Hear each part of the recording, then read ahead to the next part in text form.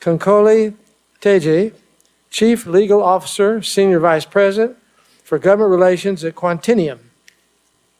Right, good morning. Thank you, Robert. I don't know how right, good.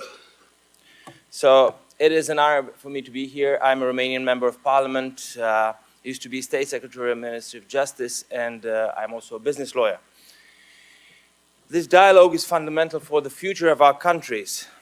The Chinese pandemic that affected every one of us, the invasion of Ukraine, and the global war for resources have all shown us that we have just entered a new Cold War. We recently found that our societies may be vulnerable, and that is because our citizens and our economies may be vulnerable to certain threats. Decades of economic growth, peace, and stability created the illusion that everything is safe and nothing can change. We were wrong. The reality is that the enemies of our civilization are more determined and united than ever. We are facing an axis of evil formed by countries such as China, the Russian Federation, Iran, and North Korea. So our mission nowadays is to secure the free world's future, confronting the greatest external threat we have to face since the collapse of the Soviet Union. To be successful, we must remember what the free world did not long ago when it was facing the Soviet threat.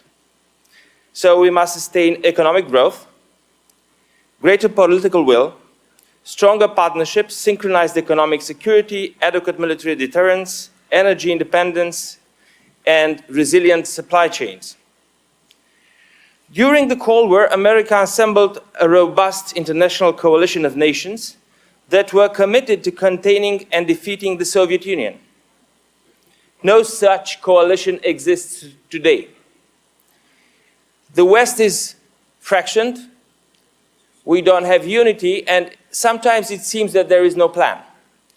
Just 2 months ago, we've seen the Prime Minister of one of our NATO allies, EU member states, I'm talking about Mr. Orban, flying to Beijing to meet Mr. Putin, the Russian dictator, who ordered the invasion of Ukraine, in order to reaffirm bilateral relations between Russia and Hungary. Immediately after that, it's very interesting, Hungary started to block the accession of Ukraine to the European Union. Is that in our favor, or can we agree that we have a flaw in our systems? So it is clear that somewhere along the way we lost the lessons of the Cold War and the strategy that proved to be victorious. And in this context, China takes advantage.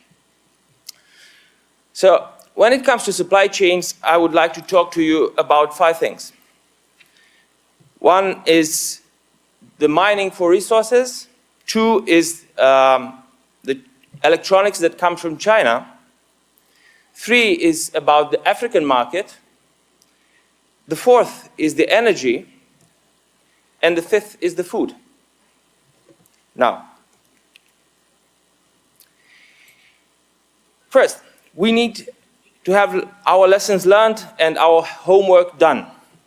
One of them is that we should look for vital elements such as rare earths and critical minerals in countries which are like-minded. For example, we can mine for lithium in Portugal, where we just discovered that they have huge amounts of lithium, and we could mine for magnesium in Romania. We must also stand firm against radical green agenda pushed by radical NGOs, which works against our economies and our best interests. Mining was never easy, and mining usually is not eco-friendly. But we can't fight the war with our hands tied to our back. Second, we must take real and solid steps to reduce our dependence on Chinese electronics. We've reached to the point where our markets are flooded with very cheap electronic devices, all coming from China. Basically, we've reached the point where it is almost impossible to create a network a cheap one, using components that are not from China. So if we want to use Western-made components, it's so more expensive. So we have here two issues. What we use in our homes, how our big data is being collected and used by the Chinese.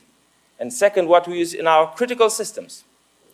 So it has been a priority for some of our countries, not for all of us, Romania is one of them, to introduce filtration mechanisms for critical systems, because we strongly believe we should not be vulnerable and we should not be open to blackmail. But we've seen too little done for the regular consumer. We have a lot of work to do. Third, well, a friend of mine said that Africa is the future. Is he here? I cannot see him. So, taking care of the supply chains with Africa is vital. Well, if till recent times the European Union was the #1 trading partner for Africa, now China is, and I'll give you some figures. Just last year, Europe had trade with China amounting 262 billion euros, dollars, not euros. In the case of China, that went across 280 billion. Then we have to take a look at the FDI. China is investing a lot in Africa, and they are dominating the FDI race.